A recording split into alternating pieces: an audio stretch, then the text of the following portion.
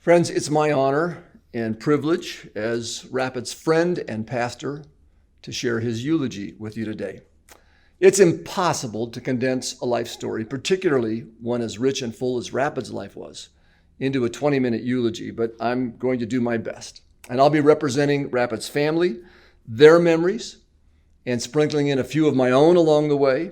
And then I think some other friends are going to jump in too and share their memories as well. So here we go.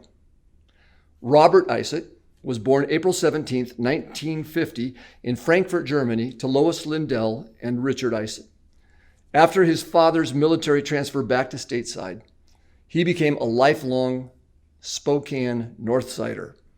He attended Bemis and Hamilton schools before graduating in 1968 from Rogers High School, where he was known as Bob and was an outstanding track athlete. Now, here's a little known fact. In high school, Bob was actually playing baseball, and he was on his way one day to a baseball meeting, team meeting, when a friend said, "Hey, why don't you come with me to the track meeting?" And Bob said, no, thanks. Well, this friend went and found a pretty girl and had the pretty girl go talk to Bob, and the pretty girl said, "Please come to the track team for me." And of course he went. And the rest, as they say, is history. That single decision changed the trajectory of his life. Well, Bob went on to run for Wittwer College, graduating in 1972 with a BA in history and in political science. Later on, he would add a master's degree to that. And in 1971, when he was running for Wittwer, he had the best time in the nation for NAIA schools in the 3 mile. And that particular time still stands almost 50 years later as the school record at Wittwer. It was also in 1971 that Bob Isaac became Rapid. That summer, he served at YMCA Camp Reed, where counselors were traditionally given a camp name. And his name was Rapid Robert. And of course, I don't have to explain to you why. He quickly became Rapid for short. And unlike most of the new counselors, he loved his camp name and insisted that it be used by everyone going forward from that point on. And so I have to tell you that I've known Rapid for 42 years as Rapid. I've never called him Bob one time in 42 years, except for just a couple minutes ago in this eulogy. After college, Rapid chose a career in education. He taught and he coached here in Spokane for 42 years, 8 years at Shaw Middle School, and then 34 years at Shadle High School. He loved being a teacher, and he was a great one. He taught history and current world affairs. He was the chair of the social studies department at Shadle. He enjoyed every day in the classroom, and he would often say to himself, "I get to teach today." I can still hear him saying that. He loved the environment, he loved the discussions, he loved the laughter, the interaction with his students, the ability to be able to challenge their thinking, teach them critical thinking skills. And he would often start his class by saying, "People, we've got a lot to do today." And off they'd go. He had the ability to make his subjects interesting. The classroom was engaging. He rarely had any discipline problems in his classes. I've heard many stories from Rapid himself about the lively discussions that he initiated by making students take both sides of an issue and argue them in his current world affairs class. And in 1996, Rapid was honored as a Washington State Teacher of the Year award winner. Well, Rapid was also a legend as a runner, an athlete, and as a coach. There was a wonderful article just recently in the paper, September 22nd, that described some of Rapid's accomplishments in sports and his coaching titles and awards. Those included a 3A cross-country state championship and 2 runners-up. He was named the GSL Coach of the Year 3 times and was State Coach of the Year in 2009. And then in 2017, Rapid was elected to the Washington State Cross Country Coaches Hall of Fame. I just love that because I can say I have a friend in the Hall of Fame. The titles and the awards, though, pale next to Rapid's impact that he had on students personally. A few days ago, I went to Rapid's Facebook page, and I wanted to just go there and read some of the tributes that I knew were being left by many of his former students and athletes. He had hundreds of them, you know. And I have to tell you that as I sat and read those, I started to cry because I realized that Rapid was not just a great coach. He certainly was that, but he was also a great friend, a great mentor, and a father figure to so many of his students and his athletes. They loved him. And one of the things he loved to say when he'd be out running with his athletes is, "Look where we get to run." He loved Spokane. Well, because of this long teaching and coaching career, as you can imagine, Rapid knew lots of people. He often told Carmen, "I don't know a stranger." And Carmen said this was a blessing at times, but it also made it difficult to go anywhere. She said it was hard to just go on an errand without Rapid bumping into somebody that he knew. And of course, if you knew Rapid, that meant a conversation, sometimes a long conversation. Well, let's shift gears for a moment and just talk about family, because family was certainly most important to Rapid. As a young man, he dated or tried to date many, maybe all, of the girls he met. I first met Rapid, in fact, in 1978, shortly after we arrived in town. Rapid showed up at Life Center, and we very quickly became friends. And just a few months later, Rapid joined Elena and I at our home for Thanksgiving dinner, and he brought a date. Well, that didn't last long. The date, I mean, our friendship was fine. And finally, in 1986, Rapid, by then 36 years old, an old bachelor and set in his ways, met Carmen. And I need to tell you how that happened. It's a great story. So one Saturday morning in August of 1986, there was a national softball tournament going on at Franklin Park. And Carmen, who didn't live far from the park, admits she wasn't a big softball fan, but it was a Saturday morning and she had nothing to do, and she decided to just walk over from her apartment and watch some of the games. It just so happened that Rapid had a friend coaching one of the Spokane teams in that tournament, and he swung by just to see how his friend's team was doing, and he spotted Carmen in the stands. Now, you'll love this. He had a couple of his students who were there just walk over by Carmen and look to see if she had a ring on her finger. She didn't. But he still didn't go and introduce himself because he thought she probably was from out of town with one of the traveling teams. Well, the next day, it turns out on Sunday that Carmen went back to watch the championship game and just happened to sit down in the stands next to one of Rapid's former students. It also happened that Rapid went back hoping that maybe he would see Carmen again. And there she was sitting next to a student. So he plopped down next to his student, said a few things, and then engaged Carmen in conversation.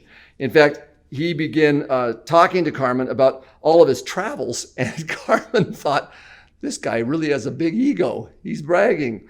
Rapid says, "I had her wrapped around my little finger by the 7th inning." Doesn't that sound like Rap? He asked her out that evening, and she said no, but told him that he could come to church with her. And so their first date on that Sunday night was at church together. For their second date, Rapid asked her out to Camp Reed to ride horses.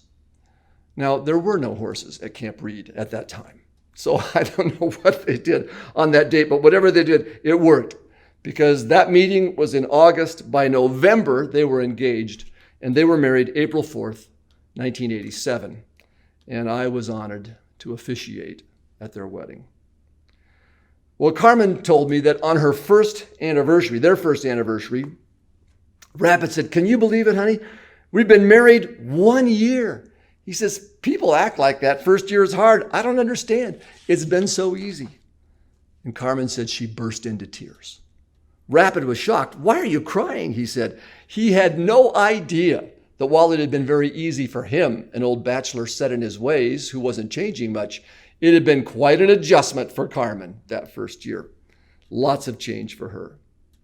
Well, Rapid and Carmen decided not to wait to start a family, and Jordan came along in December of 1988, Spencer in February of 1992. And together they built a family that provided the kind of stability that Rapid often felt he lacked growing up, though he had a loving mother and siblings. His family became the center of Rapid's life. And his most enjoyable times were being with his family, just doing simple things. And oh my, they had lots of stories to tell about this. Rapid loved coming home and playing with the kids, whether it was sword fights or Nerf guns or wrestling on the floor or wiffle ball in the driveway. And the games, it turns out, often extended far beyond home.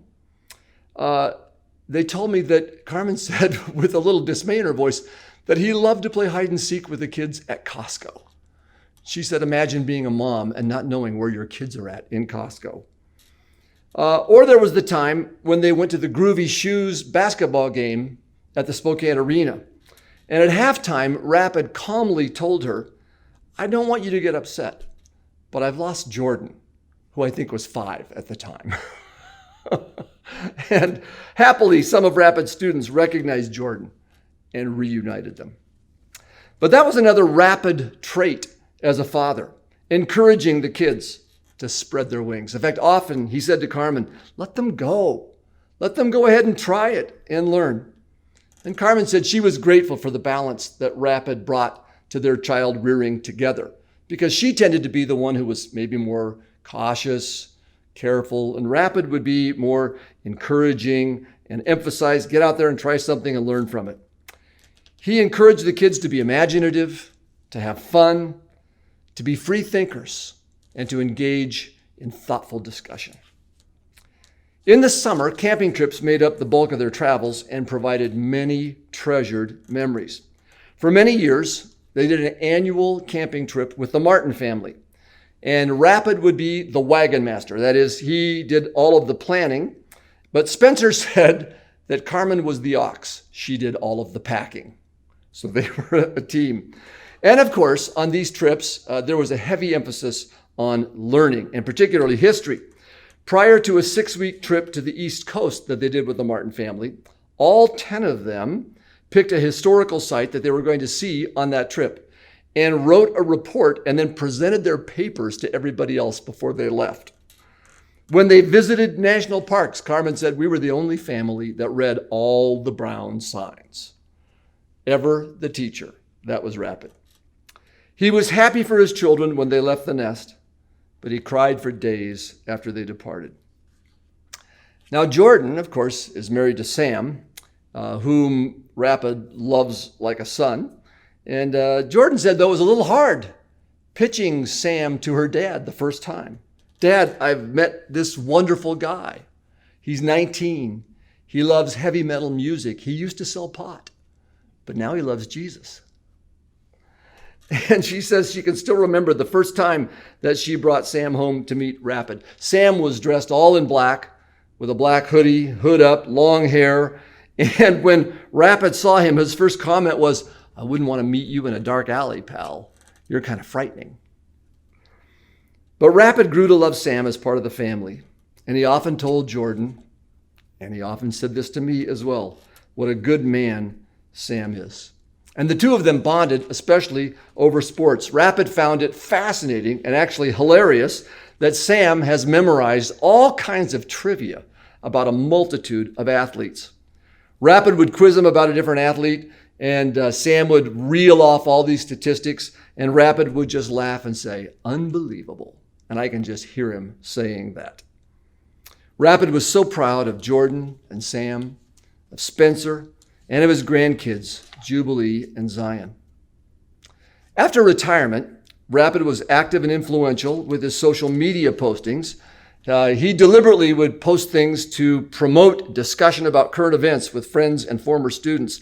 He just loved to stir the pot and get people thinking and talking. And those who knew Rapid's love for politics will have no difficulty imagining what Carmen said.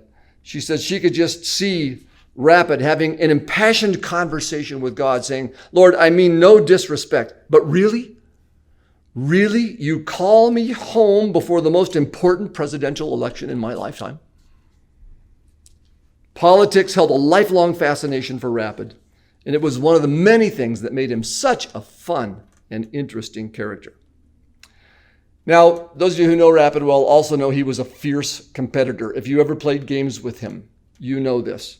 He wouldn't even let his young children beat him in board games and would run up the score in cribbage on his wife while singing Happy Trails to You, much to her annoyance. Rapid loved to tease, and after game nights with friends, many of those friends had bets on how long it would be before the phone rang and Rapid called to apologize because Carmen thought he'd been a little hard on them. I, by the way, was the recipient of more than one of those phone calls after a night of playing wizard with the Isets and the Stenersons and the Martins. In retirement, Rapid also dusted off his golf clubs and enjoyed many happy hours with friends on local courses, as well as traveling to play in Canada. And speaking of golf, I just have to tell you that Rapid and Bill Claflin and I teamed up and won the Life Center golf tournament called the Hackers Classic 4 years in a row. That golf tournament was eventually disbanded because people thought it was unfair that the pastor kept winning. But if you asked Rapid, he would tell you it wasn't that we cheated because I was running the tournament. It was because he was such a great putter. And he particularly loved to recount one long putt on the 17th hole that won us one of those tournaments. Rapid and I actually played golf together about this time just a year ago. We bought a special deal. We were at the golf show that February, would that have been 2019, and we bought a deal at the Chewelah golf course and made plans to go play later in the year. And so that was about a year ago that we went and played that round in the fall of last year. And it was on that trip that Rapid told me that he had lung cancer. And I remember how first saddened and horrified I was, but how shocked too, that someone as physically active, I mean, here's a guy who works out every day, never drank, never smoked. How does a guy like that get lung cancer? And not surprisingly, Rapid's attitude wasn't, why me? But instead he said, why not me? He wasn't afraid to die, but the one thing he didn't like was the idea of leaving Carmen and the kids and the grandkids behind. And that brings me to Rapid's faith, something that, as you can imagine, he and I talked about on a regular basis. Rapid's favorite Bible verse was Mark 9:24. Lord, I believe, help me with my unbelief. It was a good verse for Rapid because here was a guy who sincerely and deeply believed in Jesus, but never stopped asking questions. In the weeks leading up to his death, Rapid and I had we had several very meaningful conversations where we talked about heaven. We talked about Jesus being the Son of God and what that means for us in life and in death. And Rapid, by the way, when I said he liked to ask questions, he loved to make the distinction between what we know by experience and what we believe. And I think, personally, having talked with him many times about this, that Rapid's questions didn't lessen his faith, but actually deepened it. I think his faith was more solid because he was unafraid to ask and think about the tough questions. I got to tell you that I'm going to miss seeing Rapid at church. I got his spot right down here. And I'm also going to miss getting emails from him when I said something that he disagreed with. I got a number of those. But I'm confident that I'll see him again. C.S. Lewis said, Christians don't say goodbye. We say, I'll see you later. And so, Rapid, this is not goodbye, my old friend. I'll see you later. And meanwhile, we're all going to miss you.